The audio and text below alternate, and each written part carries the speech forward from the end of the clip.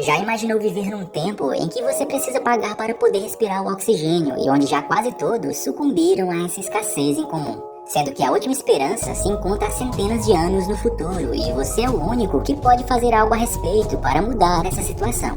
É isso que veremos nesse recap de Tirar o Fôlego, do filme 2067.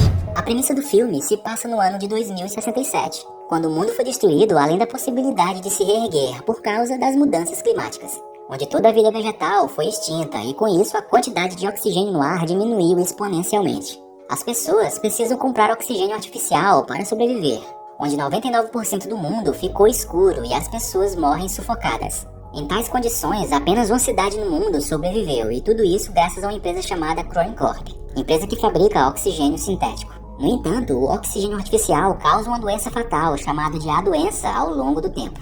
A humanidade tem poucos anos antes de se extinguir totalmente.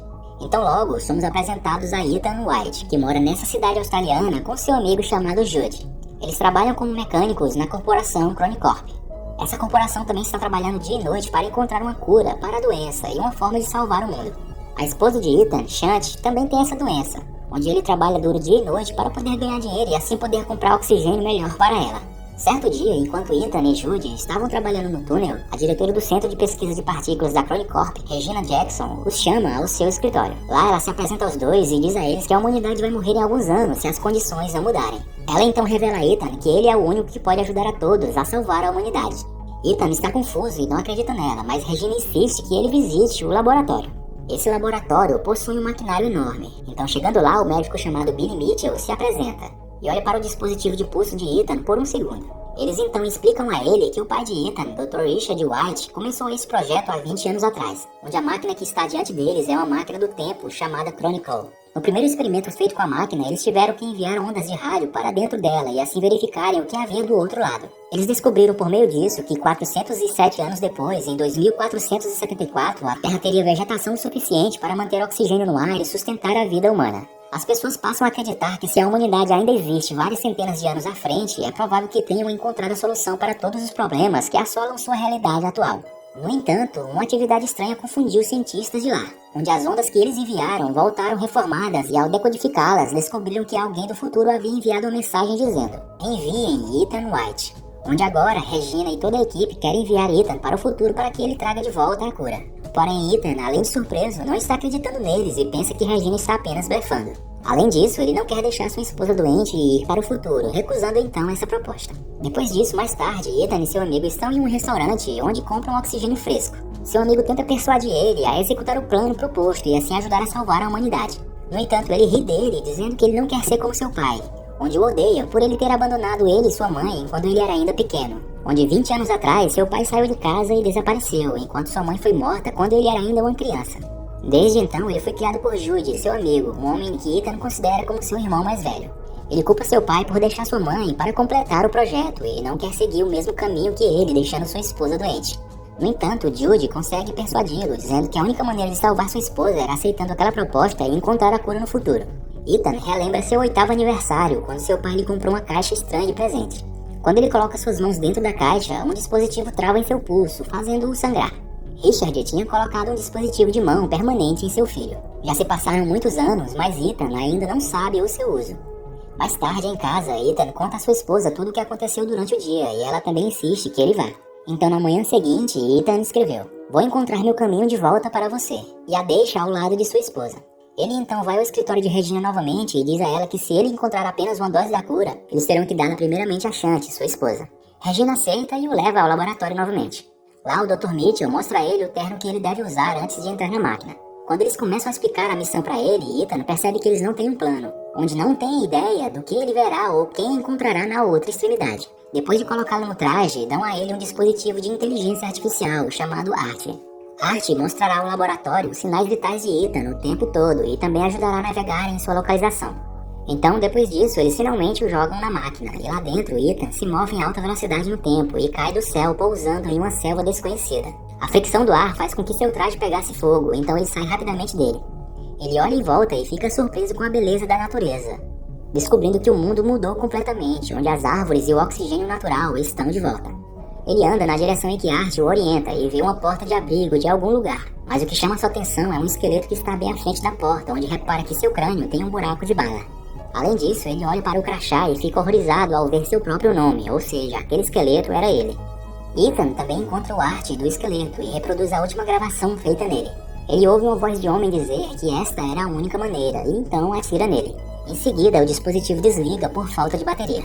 Ele fica horrorizado, acreditando que este é o destino que o aguarda. Então percebe no esqueleto o dispositivo de pulso que ele também usa, porém com a luz na cor verde, sendo que no que está nele agora sempre foi vermelho a vida toda.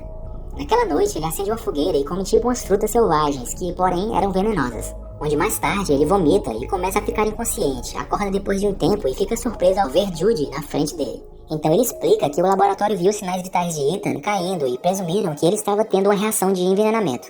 Então eles rapidamente enviaram Judy para o futuro com a cura para salvá-lo. Algumas horas depois eles descobrem que o esqueleto permanece no mesmo lugar, o que significa que o destino de Ethan não mudou. Eles então usam Art e encontram uma outra porta. Lá um dispositivo examina o olho de Ethan e concede acesso a eles. Quando entram, um monitor os recebe e pede uma amostra de DNA de Ethan. Quando ele aceita, seu dispositivo de pulso começa a funcionar, tornando-se verde e assim fazendo-o sangrar. Após esse exame de sangue e o dispositivo ficar verde, as luzes da sala se acendem e eles percebem que estão no laboratório da Chronic Corp, 407 anos depois. A máquina do tempo também está ali na frente deles. Jude fica animado porque agora eles têm os meios para voltar ao passado, mas Ethan não pensa assim, dizendo que eles não mudaram nada e ele vai acabar sendo morto de alguma forma, assim como o esqueleto lá fora foi. Ethan verifica o registro do sistema e encontra uma gravação holográfica feita por seu pai, explicando que a máquina do tempo foi originalmente projetada para coletar oxigênio e dados no planeta futuro e assim em seguida transmiti-los de volta ao passado. No entanto, quando seu pai começou a máquina do tempo, ele recebeu uma mensagem pedindo-lhe que enviasse seu filho para o futuro. Apesar de suas dúvidas, ele optou por fazê-lo e fez uma verificação de DNA para Ethan. Então logo Ethan e Jude percebem que a máquina do tempo não será capaz de levá-los de volta, porque sua bateria quase se esgotou depois de 407 anos. E o pior é que a ativação do laboratório desencadeia um mau funcionamento em seu núcleo de energia nuclear, assim ameaçando uma grande explosão em apenas 4 horas. Isso significa que eles têm que encontrar uma maneira de consertar o núcleo e a máquina do tempo, para assim evitar aquela explosão. O tempo está se acabando e eles precisam agir rapidamente. Lá fora, eles ficam surpresos ao encontrar uma cidade em ruínas, coberta por plantas verdes, porém sem ninguém, mostrando que a Terra começou a se recuperar após a extinção humana. Esqueletos humanos estão espalhados por todos os lugares. Então Ethan chega à casa onde vivia com sua esposa e lá encontra seus ossos, fazendo-o cair em desespero. Judy tenta persuadi-lo a voltar ao passado, mesmo sem a cura contra a doença, pois parece que ela não existe nem mesmo no futuro. No entanto, essas palavras de Judy deixam Ethan desconfiado.